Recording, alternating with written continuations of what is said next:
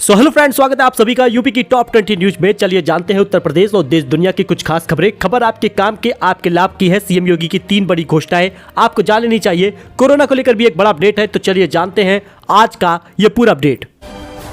बात कर ले पहले खबर की, तो लखनऊ से बड़ी खबर सामने आ रही है, जिसमें प्रदर्शन करने वाले बिजली कर्मियों से ऊर्जा मंत्री बोले, सरकार आपकी हर बात मान ले, यह संभव नहीं है। ऊर्जा मंत्री अरविंद कुमार शर्मा ने कहा कि यह संभव नहीं है कि बिजली कर्मियों की हर बात को मान लिया जाए। उनकी हर समस्या का समाधान होगा, पर सरकार और संगठन के आमने सामने बैठने के बाद होगा। यदि एक बार फिर से आंदोलन वगैरह किया गया तो बहुत सारे संविदा कर्मियों को पद से हटाया जाएगा।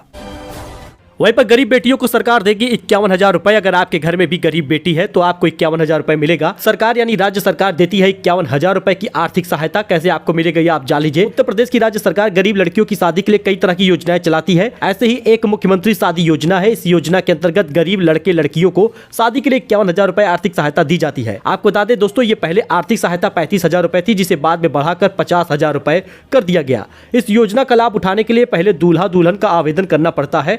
जरूरी डॉक्यूमेंट जान लीजिए। अगर आप भी अपने घर में विवाह वगैरह करना चाहते हैं, गरीब घर के हैं, तो आप सबसे पहले तो आवेदन कर दीजिए, जिससे कि आपको भी विवाह के लिए 51,000 रुपए मिल जाए। क्योंकि शादियों का सीजन एक बार फिर से शुरू हो रहा है और डॉक्यूमेंट देख लीजिए कौन कौन सा लगने वाला है। वोटर आईडी, आधार कार्ड, पैन कार्ड, दूल्हा दुल्हन की फोटो, मोबाइल नंबर, आय प्रमाण पत्र, बैंक की डिटेल, बीपीएल कार्ड और निवास प्रमाण पत्र ये होना चाहिए। पात्रता भी आप जान लीजिए कि सबसे पहले तो जो आवेदन करता है वो यूपी का रहने वाला होना चाहिए। और साथ ही इस योजना का लाभ गरीबी रेखा से नीचे वाले लोगों को ही मिलेगा। आवेदनकर्ता का बैंक अकाउंट आधार से लिंक होना भी जरूरी है। विधवा, तलाकशुदा, अनाथ महिला इस योजना का लाभ उठा सकती हैं। अगर आवेदनकर्ता गांव में रहता है तो उसके परिवार को वार्षिक आय 46,000 रुपए और शहर में रहने वाले का 56,000 रुपए सालाना आय होनी चाहिए।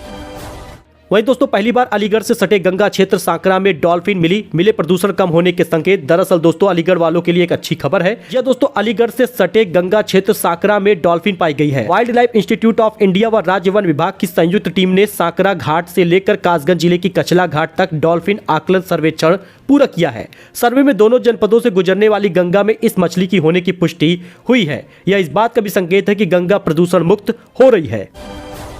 वही कोरोना को लेकर एक बड़ा अपडेट है, क्योंकि यूपी में फिर से तेजी से बढ़ रहा है कोरोना और अस्पतालों को किया गया है अलर्ट। जारी हो गए हैं दिशा निर्देश। कोरोना के मामलों में फिर से तेजी बढ़ने लगी है। स्वास्थ्य विभाग ने कोरोना को लेकर अलर्ट जारी किया है। सभी सरकारी और निजी अस्पतालों की ओपीडी में आने वाले भर्ती मरीजों में खांसी, बुखार, सांस लेने की दिक्कत अगर है तो 24 घंटे के अंदर सबसे पहले कोरोना की जांच करानी होगी।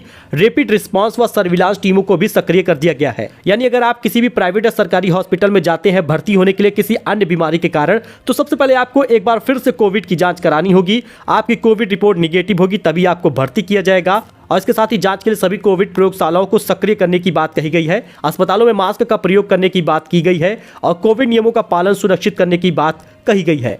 बीते कुछ दिनों से कोविड रोगियों की संख्या तेजी से बढ़ रही है। इसे देखते हुए चिकित्सा एवं स्वास्थ्य विभाग सक्रिय हो गया है। स्वास्थ्य के रोगियों वाले क्षेत्र होंगे चिन्हित। और आपको बता दें, सरकार जल्द ही नई गाइडलाइन भी बना सकती है। 11 और 12 अप्रैल को तैयारी पर रखने को होगा मॉक ड्रिल। मॉक ड्रिल एक ऐसी प्रक्रिया होती है जिसमें कि अगर कोरोना पूरी तरीके से फैल गया तो उससे कैसे निपटा जाए, उसकी क्या तैयारी है, इसको लेकर 11-12 अप्रैल को एक युद्ध स्तर पर कार्य होगा।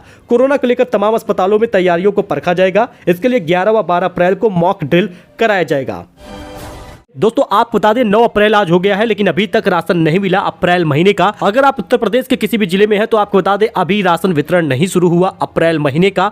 बहुत सारे राशन कार्ड धारक जब कोटेदार के पास जा रहे हैं या फोन मिलाकर पूछ रहे हैं तो यही बातें सामने आ रही है कि अभी राशन का निर्देश नहीं आया, राशन वितरण अभी नहीं शुरू होगा। तो आखिर कब राशन वितरण शुरू होगा? और मई महीने में ये बात कौन सी सामने आ रही है जिसमें कहा जा रहा है कि मुफ्त चावल गेहूं नहीं बांटेंगे? देखिए, बात कर लेकर जनवरी, फरवरी और मार्च महीने की, तो सभी महीनों में 5 तारीख से राशन वितरण शुरू हो गया था, जो कि 15 या 20 तारीख तक बढ़ रहा था। यानी फरवरी में भी 20 फरवरी तक राशन दिया गया 5 फरवरी से, और मार्च में भी 5 फरवरी से राशन वितरण शुरू हो गया था, जो कि पूरे मार्च महीने तक वितरित हुआ है। लेकिन आपको बता दें 9 अप्रैल बीतने के बाद भी राशन वितरण नहीं शुरू हुआ उत्तर प्रदेश में। लेकिन आपको बता दें सरकार की तरफ से 12 अप्रैल से राशन वितरण की डेट को सामने लाने की बात कही जा रही है। डीएसओ के द्वारा यह जानकारी प्राप्त हुई है, जिसमें बताया जा रहा है नोडल अधिकारी ने यह निर्देश दिया है कि 12 अप्रैल से पूरे महीने राशन वितरण होगा। इस बार गेहूं चावल आपको मिलेगा और गेहूं इस बार भी कम मिलेगा।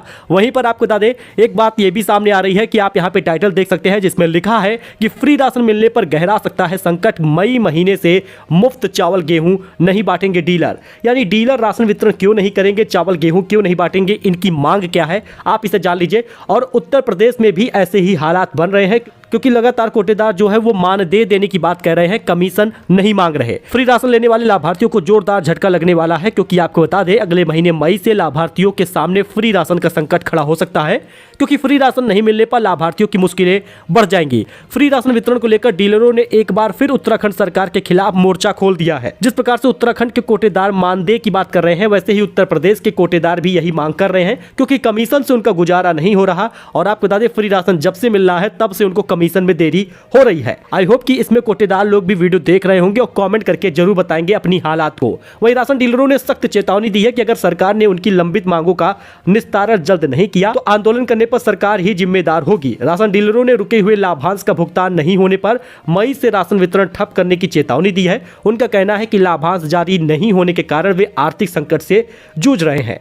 तो दोस्तों ये कुछ अपडेट था, यानी कि जो राशन वितरण है वो मई महीने से उत्तराखंड में हुआ, पंजाब में हुआ या यूपी में हुआ, हो सकता है कि और देरी हो जाए या फिर राशन वितरण करे ही ना डीलर लोग, क्योंकि उनको लाभांश नहीं मिल रहा है या वो मानदेय देने की बात कर रहे हैं।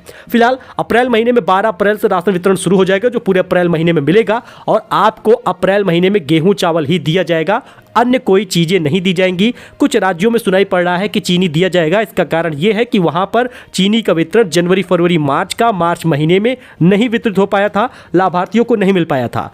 वहीं गोरखपुर में सीएम योगी आदित्यनाथ बोले यूपी बदल चुका है, आज कोर्ट में माफियाओं की पैंट गीली हो जाती है। दरअसल दोस्तों उत्तर प्रदेश के मुख्यमंत्री योगी आदित्यनाथ शनिवार को गोरखपुर में थे। वहां उन्होंने यूपी की बदली हुई कानून व्यवस्था का उदाहरण देते हुए कहा कि 6 साल पहले जहां यूपी में दंगे होते थे, बम बरसते थे, आज वहां रामनवमी पर हिंदू और मुसलमान दोनों शोभा यात्रा पर फूलों की बारिश करते हैं। उन्होंने पेप्सिको के बॉटलिंग प्लांट का शिलान्यास भी किया। इसके साथ ही उन्होंने कहा कि यूपी बदल चुका है और आज कोर्ट में माफियाओं की पैंट गीली हो जाती है। वही यूपी एसआरटीसी में बड़ी भर्ती निकली है। लखनऊ समेत 6 जिलों में बस कंडक्टर भर्ती का रास्ता साफ है। उत्तर प्रदेश राज्य सड़क परिवहन निगम में 3 महीने से फंसे हुए 6 जिलों के संविदा पर बस कंडक्टर की भर्ती का रास्ता साफ हो गया है। इनमें लखनऊ सहित गाजियाबाद, मुरादाबाद, बरेली, अलीगढ़ और नोएडा क्षेत्र शामिल है। इन क्षेत्रों में 1245 पदों के लिए 15 अप्रैल तक एजेंसी के जरिए भर्ती का टेंडर जारी हो जाएगा। संविदा पर परिचालक पद पर भर्ती के लिए 12वीं पास होना जरूरी होगा। इसके साथ ही कम से कम 18 और अधिकतम 40 वर्ष होना जरूरी होगा। भर्ती की शर्तों में 10,000 रुपए जमानत धनराशि जमा करनी होगी। परिवहन निगम में 11 महीने का अनुबंध होगा। करीब 2.5 रुपए प्रति किलोमीटर वेतन मिलेगा।